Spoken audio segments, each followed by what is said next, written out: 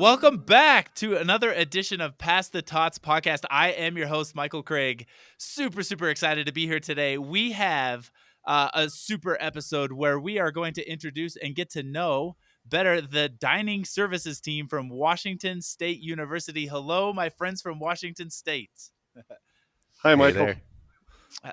Hello. Hello, and quick introductions. Jason, you can wave. Alice, how is it going? And Don, you guys represent a diversity of roles at Washington State. Why don't you just take a minute, a second or two, and introduce yourselves and your roles on campus? Absolutely. Well, I'll go first. Start, yeah, thanks, Don. Jason Butcherite. I am the Associate Director of Residential Dining here on campus in the Dining Services Department. So my role kind of consists of primarily overseeing the three main dining centers here on campus, and then obviously involved in a little bit of everything else as it relates to our department and administrative practices and so forth. Awesome. Don, how about you? My name is Don Brabb, and so my title is kind of long. It's Dining Services Information Systems Coordinator. And basically, my role is to take care of the technical side of dining, the systems we use to manage their business, including point of sales equipment and things like that. I have been a long-time food service person and was a dining service manager for 4 or 5 years before I moved over into this position. So I kind of know a little bit about both. Jack of all trades, master of none. Well, you have the easy job with information systems. I do. I know.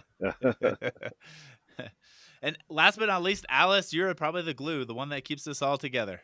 I suppose. I'm Alice. I always joke that I have the shortest title. I'm also the shortest person in the office at 5 feet. But I'm the dietitian for dining services here on campus, and I do a lot of work with students in terms of reaching out or having them reach out to me if they have issues with dietary restrictions or kind of finding options that meet their needs, and then also helping run our allergen labeling program and making sure things are labeled and things are safe and information that we put out there is all correct. Awesome. Now, as we jump into this conversation today, this is kind of a get to know you. We want to understand a little more. Everybody knows Washington State.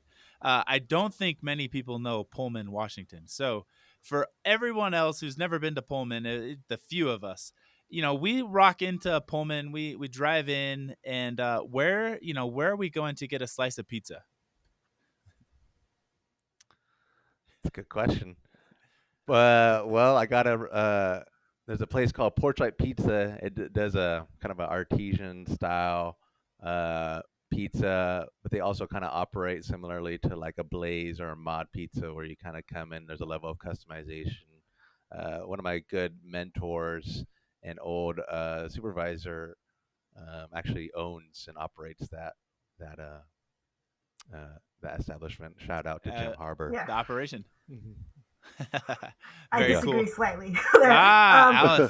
So this isn't actually Pullman. So a lot of people don't know where Pullman is, but we're eastern Washington, and we're right on the border between Washington and Idaho. So I would probably drive 7 miles over to Idaho, Moscow, Idaho, and get pizza from Myelina.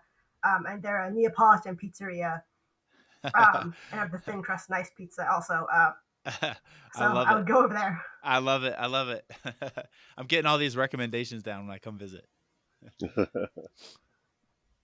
Don, you're too healthy. You probably never eat pizza. Oh, no, I eat pizza, and I would echo what Alice has to say. Myelina is very, very good. Don't get there very often, but it's a great establishment. I have not been to Porchlight, so I don't know for sure if it's better or worse. Porchlight and Myelina. Is that what it was called? Myelina? Mm-hmm. Myelina. Yeah, awesome.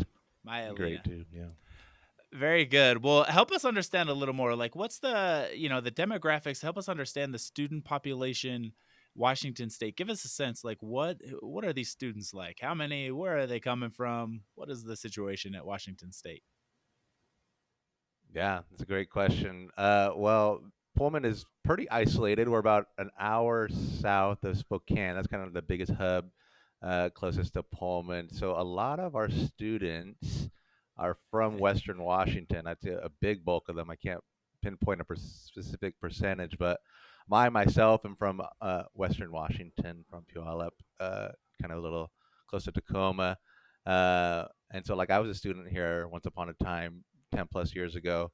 Uh, and so, yeah, a lot of them, but we have a good, diverse population from students across, the United States, and a good international presence as well.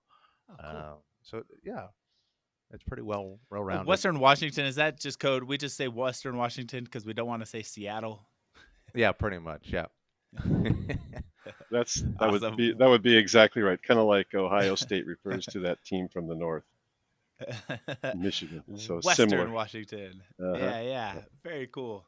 And about how many students on campus? That's a good question. I feel like Yeah. we're probably enrollment kind of across the board in higher education, as we've kind of seen those numbers dip a little bit, post COVID.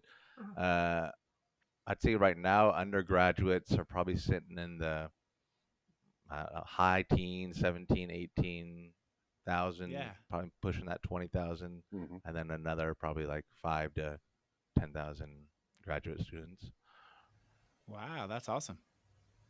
And what are these students like? I mean, Alice, talk to us about food preferences and what have you learned? What makes these students unique in your experience?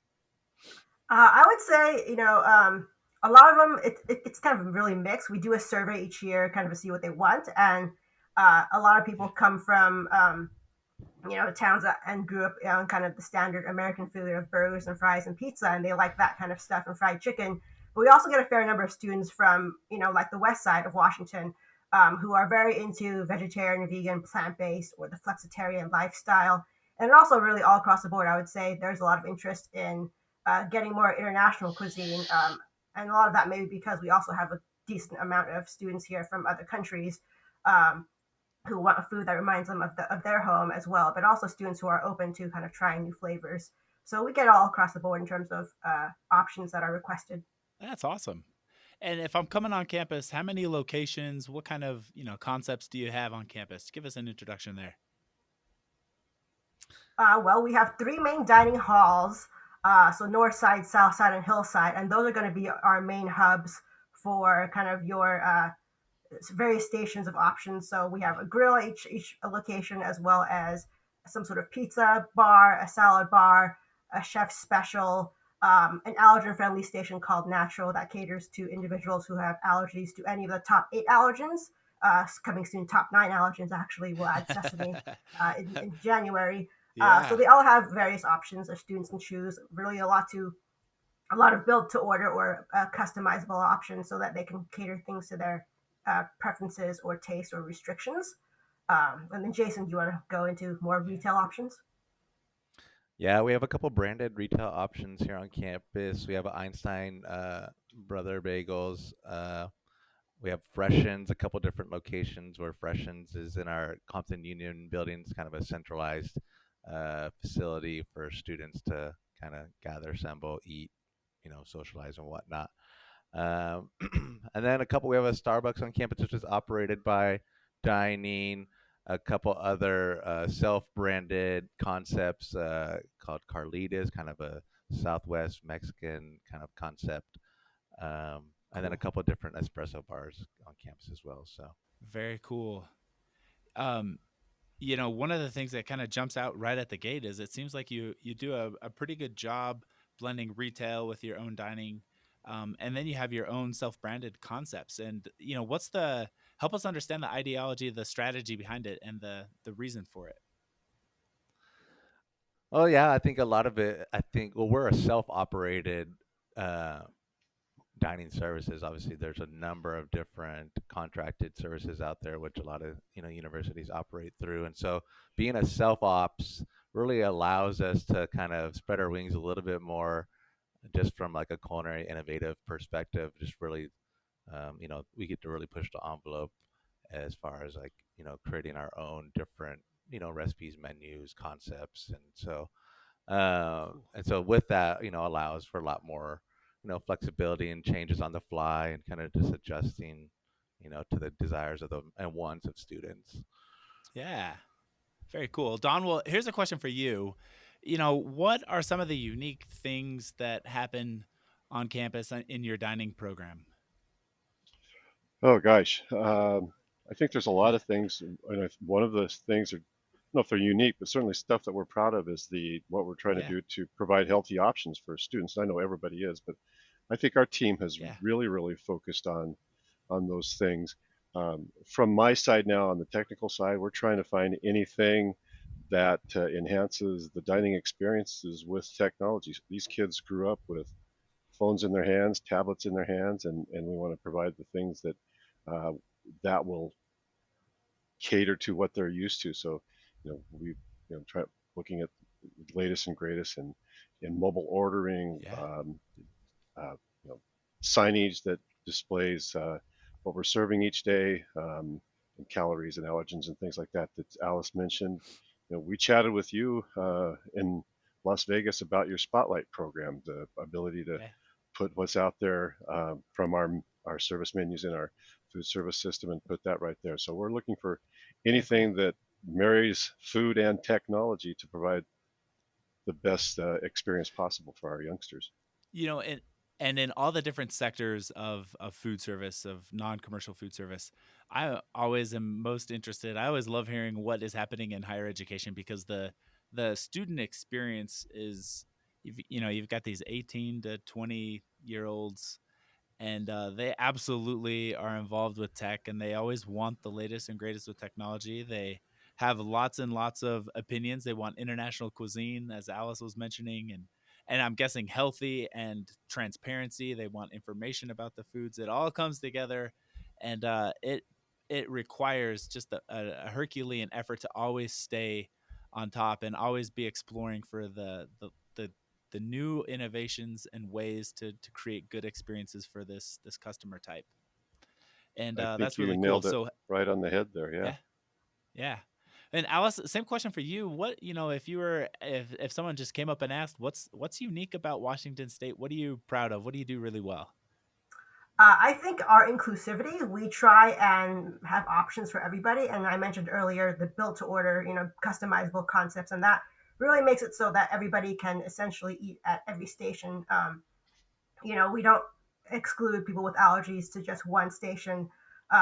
They can, build their own ramen bowl and make it, vegetarian if they want to, and not be excluded to a different station that's just vegan. Or if you have an allergy to gluten or have celiac disease, you can get a sandwich from the deli and have gluten-free bread, or you can get pizza at Northside with gluten-free crust, and we'll make it in a separate oven Cool. for you. And we're not alienating anybody from any particular station or dining hall to a separate area or separate table. It's just everybody's welcome and to try anything they want to try. That's awesome. And Jason, the logistics and the operations around inclusivity and this customization concept that you've rolled out. How hard is that to manage, and what are some of the key things you focus on when you build something like this? Yeah, I think it's just like Alice said, like it's kind of definitely a driving factor anytime we're, implementing something or something new is being brought on. And so definitely having a strategy and being considerate of what that looks like and how it's going to be done effectively and safely is definitely a big consideration. And so it's been pretty seamless, honestly. Like we have like a designated platform called Natural, which kind of is a big hit with anybody who has a dietary preference or an allergy. That it's always a sure and safe bet. Like anytime I get something off the Natural platform, I don't have to worry about any cross contamination or any concern about potentially getting sick and whatnot. But then we Yeah. have in our other platforms, we definitely have standard operating procedures for like when someone wants something that has gluten in it. What's the protocol and so there's no really guessing or having to really think about it on their own. It's all our practices and Right. procedures are pretty dialed, and we have professional staff that kind of help lead and oversee all those different platforms. And so You mentioned this natural program. Is that the allergy friendly station, or is this just a system, a purchasing system? Help me understand what's natural. This sounds cool.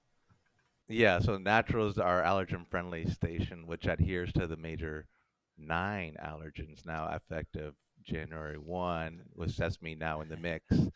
And so we have just wrote like we our menus in our dining centers we operate off of a 4-week cycle menu, and so the natural station kind of looks a little bit different on each dining center. At the dining center at Northside Cafe, for example, kind of our medium sized cafe, we do it's all customized, and so that you come up there's all a different there's an array of different vegetables to try to choose from, and we do different cook to order, like for example like on Mondays it's kind of a stir fry concept. Pick your vegetables. We saute it with some ginger and garlic.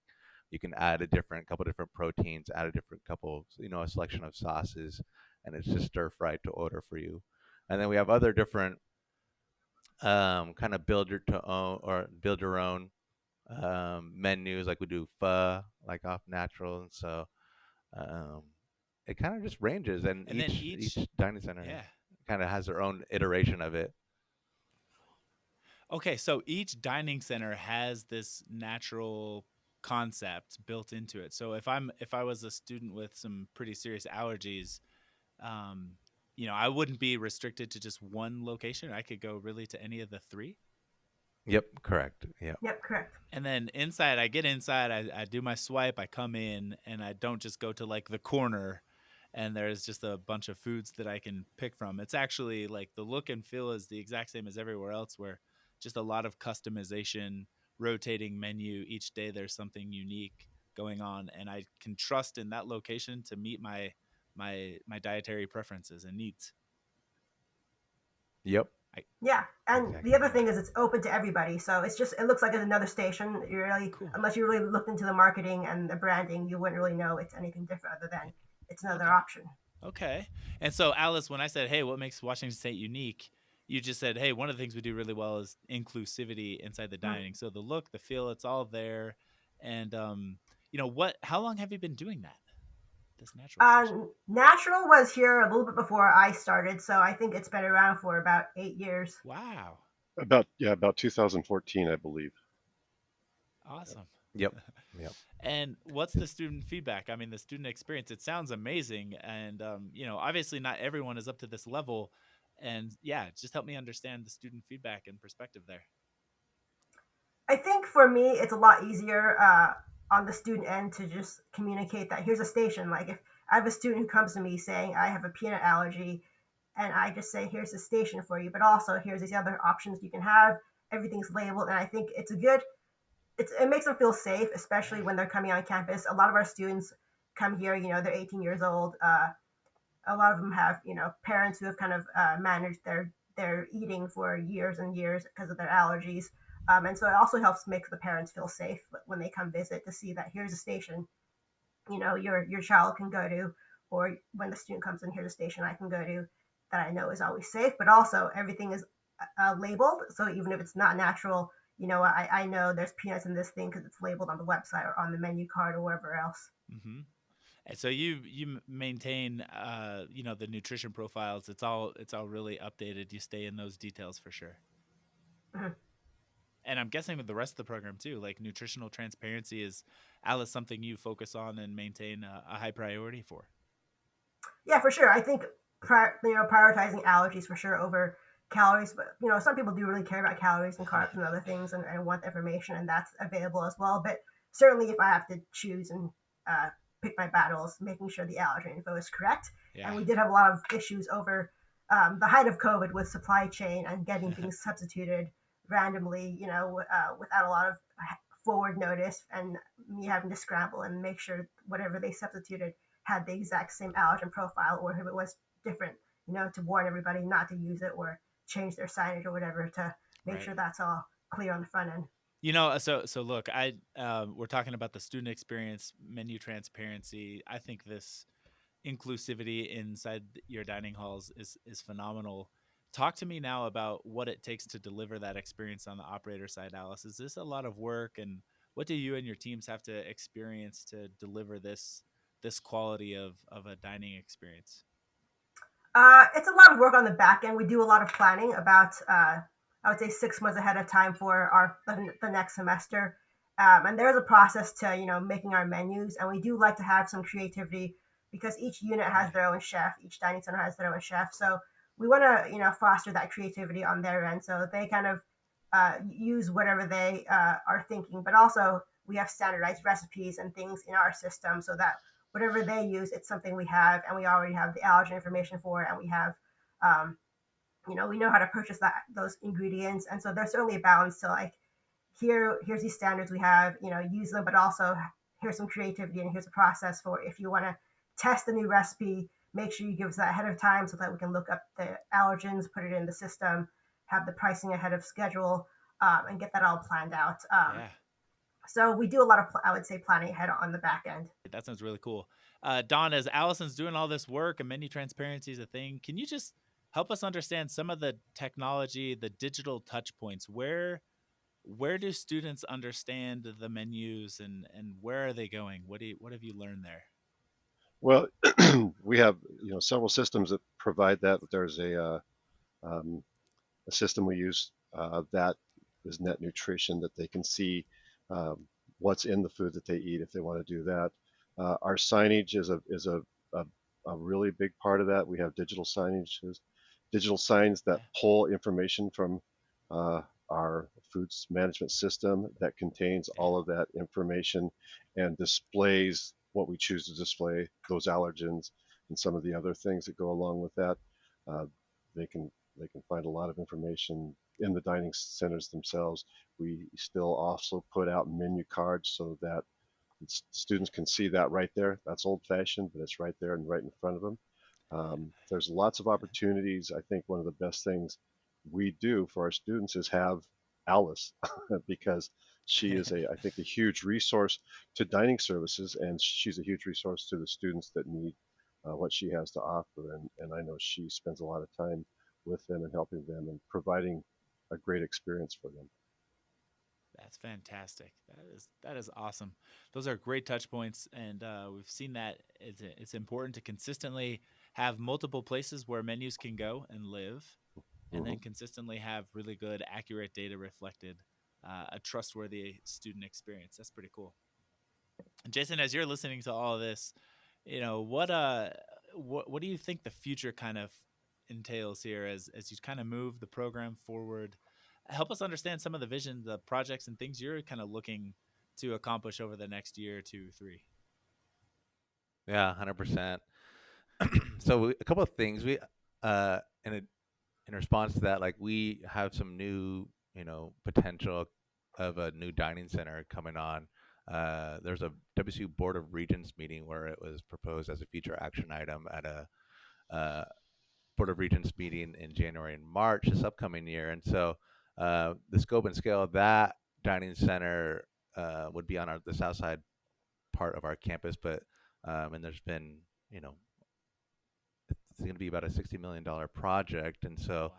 it's not a for sure thing yet, but it's definitely very new and exciting. And so, you know, now that we're, potentially going into the build design process, we're kind of identifying what that new dining center would look like and all the different enhancements and technology that we would use in it. And so, so that's got us thinking about a lot of different things. But then there's also a couple other things that what I like to call like irons in the fire, like as far as like what are we doing right now to kind of, take us into the future, whether that's a technology enhancement, which we've got, obviously, we're looking at a number of different things. One thing in particular we're looking at for our, new space potentially in a few years at this new dining center is like the Amazon Just Walk Out technology. Yeah.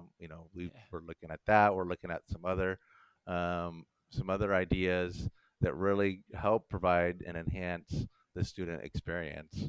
Not only obviously just to eat, but like, you know, it's more than just like feeding the body and mind. Like we can do so much more than just that. Uh, Obviously, being a higher education institution, like what other opportunities are there to educate our students and maybe instill some of those life skills or decisions that are really going to resonate and make them who they are in the future. Um, and so, yeah, some other things, really just looking at things from a holistic point of view and really seeing, looking at our offerings, all the different programs we have, and really doing a fair assessment of those, and meeting the needs and wants of our students. And so uh, I think we're constantly like assessing things and really critically thinking about things using data and making data driven decisions.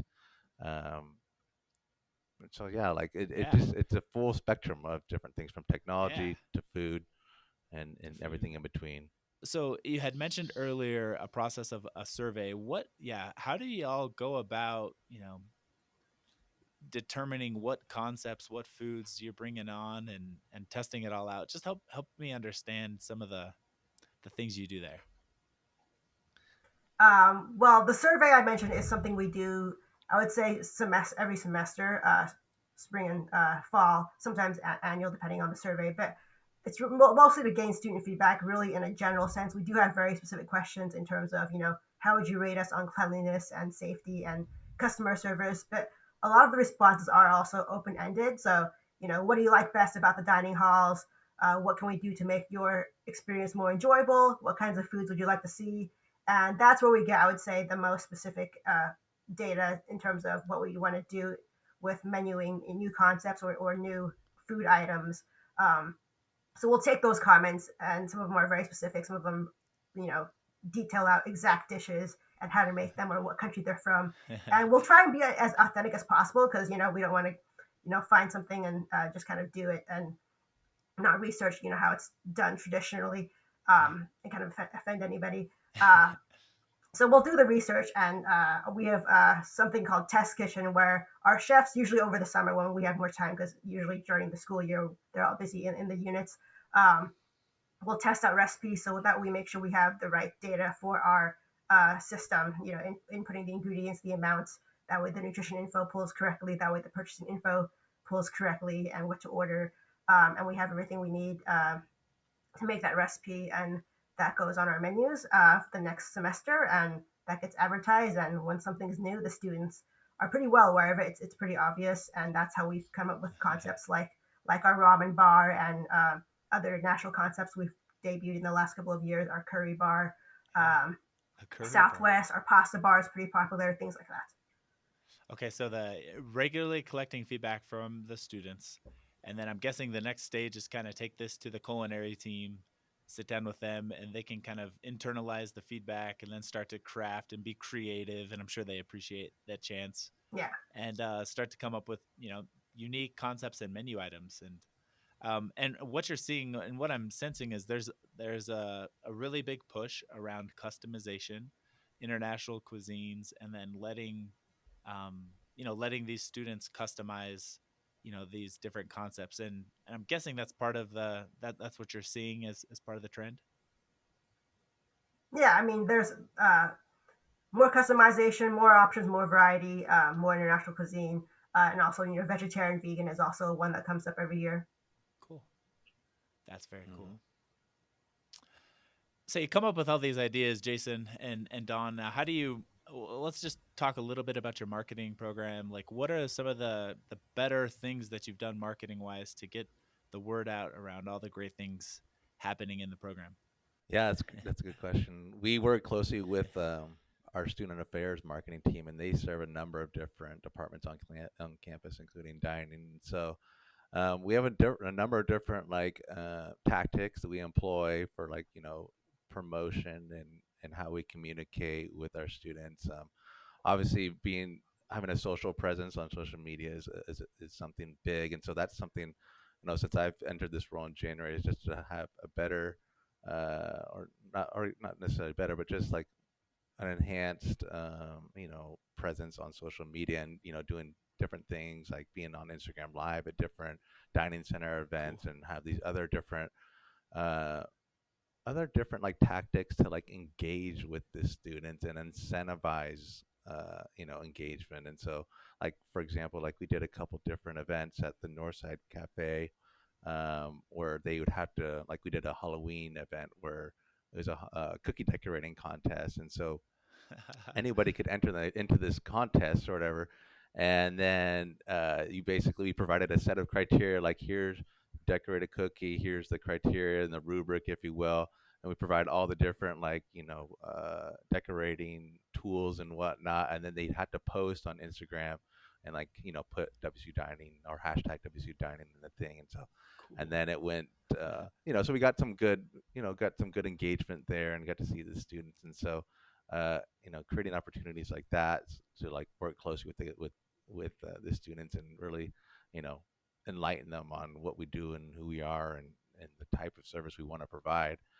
um, and then some other things like Don's pretty involved in all the obviously like the digital signage and whatnot. We work closely with the marketing team on that, and they have signage and other student affair buildings on campus that highlights some of the things that we're doing in dining. Like we recently implemented like a mini meal plan for kind of students, you know, that are second year upperclassmen. Maybe we also offer it to like staff and faculty as an option to buy into, our program.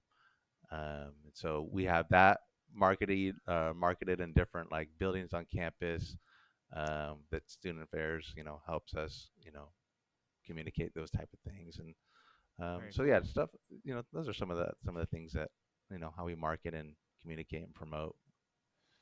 Yeah, I need some of those hashtags. I want to go into the socials and see what some of these cookies. Mm-hmm. That's awesome. You know, Have you ever done like an I, Instagram live of the kitchen and just showing how like foods are made? I don't know if I've ever seen that before. I'd be really interested in some of the how things get done.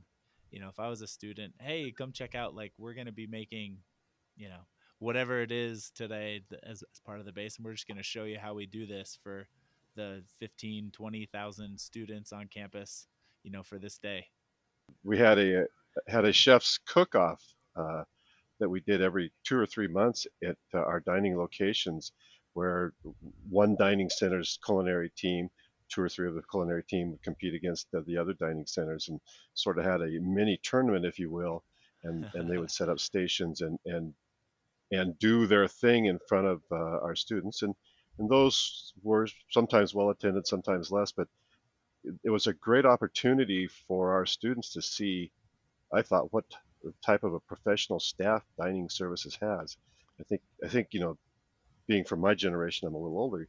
You think, oh yeah, dining center is going to be a cafeteria. Well, it's not. It's a full service dining operation with the highest talent out there. And when you watch what they can do, I think it made an impression on our students when we did that. So that was one thing I thought was great. That would be something to try again in the future. I think that's so good in today's food world, and really with technology. It's all about trying to create one-to-one relationships. And retail, everyone's really pushing for that customization, a lot of the same concepts that you do.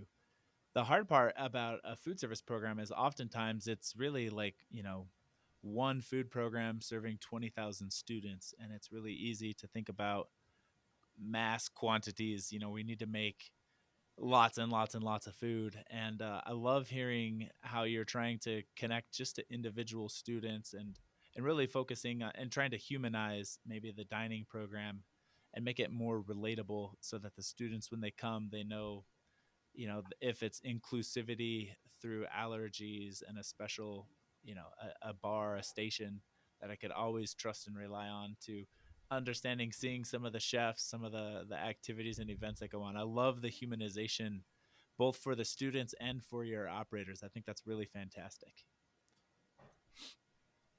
Well, as we're kind of winding down, maybe just one or two more questions. Uh, Don, we'll start with you. I love the technology. If you had a magic wand and you could design any technology, any system to do something, whether it's for your teams, your admin teams, or for the students, what would you use this magic wand for?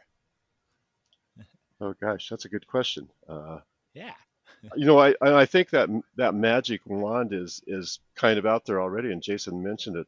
One of the things that we really are interested in is the this just walk up technology that is being seen in different locations, where our customers can come in and they scan their virtual card at this point. They don't even have to have a plastic card in most places.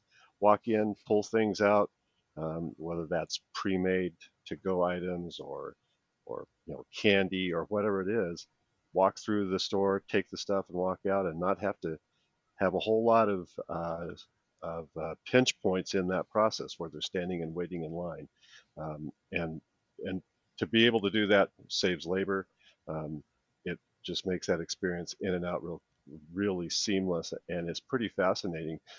We're very interested in that, and that could be something we see in the future. And that's kind of a magic wand I see that is really really fascinating. So you can do this for longer service periods. It can go late night when you don't have Yeah. staff that wants to work till 2 or 3 in the morning. You still offer services for our students who are up and about during that time because they don't go to bed until very very late or very early in the morning, and still provide great something that's of value to them that enhances their experience on campus. So that's one thing. You know, the other Yeah. thing that's real fascinating for me from what you're looking for is the ability to have kiosk ordering as opposed to standing in line waiting to have a customer check you out. I think that's something we could see when we uh, build this new dining center, stations that allow us to not serve mass quantities of food, as you said earlier, but they can create their own orders and it gets made for them in a short amount of time, and they can go back out and they don't have to spend a lot of time standing in line and waiting around. So those are two great things that um, lots of places are, well, I don't know about the walk-up technology, but the kiosks that other places are doing, and we'd like to be there sometime soon as well. Yeah. Don, if I'm trying to read into what you're after, it looks like technology solutions that, on one hand, do great things for the student experience. It's seamless, it's easy. They can get in, get out. It shrinks, it makes things more convenient, shrinks the amount of time that they're uh, maybe trying to purchase their food. So things of that nature are really important. But then you also hinted, and some of the suggestions, these ideas are also meant to be labor and operator friendly. Like, hey, we put this into our program, it's going to save us time and money, but it's also going to do great things for our operators. So I think what I'm seeing from you on the technology front is this goal of making things easier for both operators and students. Exactly, and I think coming out of the pandemic has just really exaggerated that.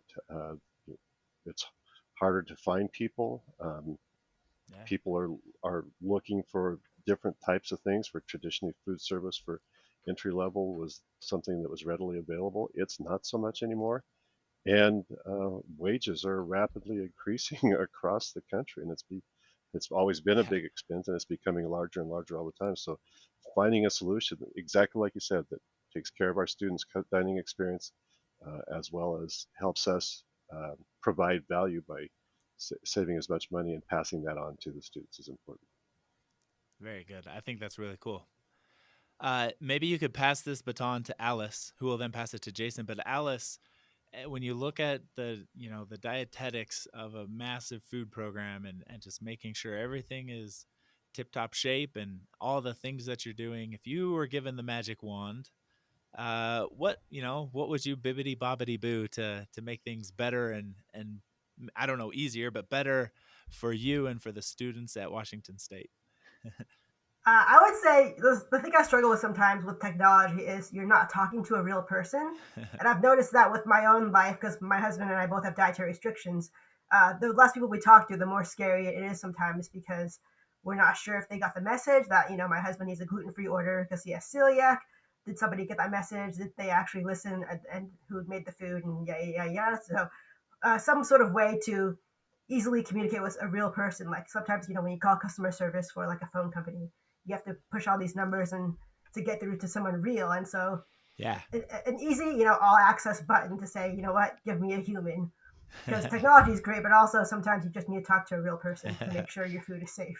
Yeah, I love the contrasting opinion here. Is trust is always, especially with special diets. I mean, trust is a utmost concern, and it's really hard to beat a trusted individual, a professional, a registered dietitian who knows the program inside and out versus sticking, stashing, and hoping that information is updated and correct. There, a lot of people have concerns, and some trust issues. So you're saying something that just makes it easy for people to connect with people and create those meaningful relationships with Mhm. individuals. Yeah. And who knows, we're kind of getting there. I don't know if it fully meets all your demands, but generative AI, like it's all coming together, and pretty soon we're all going to be cloned and being able to provide unique custom support. I'm probably way out there though. So and Jason, in your position, you get the magic baton. What's your bibbity bobbity boo? Right. There's a lot of things, when you mentioned that, I think of like, you know, throughout this planning process for this new dining facility, we've definitely had a number of discussions of, the scope and scale, what that center looks like, and what kind of cool, unique perks and tools and functions can it do. And so, like, I think I'm thinking about that list because there's a lot, and it's all very innovative and very technology driven. And so, like, my magic wand is telling me, like, yeah, we get all that. Like, whether that's, like what Don has mentioned, there's a variety of different, like, ordering and kind of, our different, currently, like, our platforms operate a few different ways. Like, there's our grill operates off like a mobile app only, and then some platforms operate. You come up, you choose your ingredients. There's that level of customization. Another platform, you walk up and it's like kind of home style food. It's ready to go. Pick what you want, and we'll plate it up, and you're on your way. And so, kind of following on that trend more, but implementing and kind of utilizing technology to kind of really, and of course, enhance and expedite the process. So there's a few things like we're looking at that, and then just like, just being futuristic and really thinking about some other things that really align with our core values and our mission and objectives as an organization. Like, we had the framework and we're living it, but there's just so much more opportunities and so much more, like, things out there that that we're looking at and that we want to be doing. And so, um, as you might know, like, obviously in the state environment, things move a little slow. And so, like, having the magic baton to kind of, like, boom, let's speed this Speed things up. process up a little bit. Let's go. And that's kind of me. Like, and that's kind of the world we live in, this instant gratification, uh, you know, era, if you will. And so, we want to get there, and we want to get there fast, but things take time, and for a rhyme and a reason as well. But you know, faster is always better. That's awesome. Well, Jason, Alice, and Don, the dynamic team, some of the team at Washington State University, incredibly clever, innovative food program, amazing work that's being done. I love it. The magic wand to just help us go faster, so we can keep innovating. To the audience out there, I definitely would encourage you to check out Washington State, their dining program. If you have a chance to stop by on campus, I'm sure they'd love to host you. Check them out online on their socials. They are doing phenomenal things, and really kind of innovating and pushing the envelope for what food service can and should look like. So congratulations to you all. Thank you so much for joining us today. And until next time, I'm Mike at Pass the Tots.